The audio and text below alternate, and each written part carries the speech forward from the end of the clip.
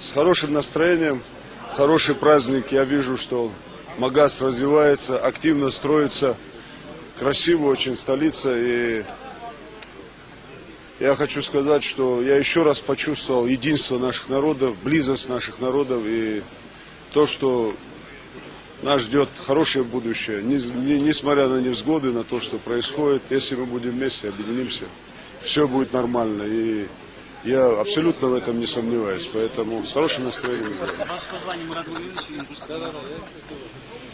Ну, Мурату Магомедовичу хочу пожелать здоровья, выдержки.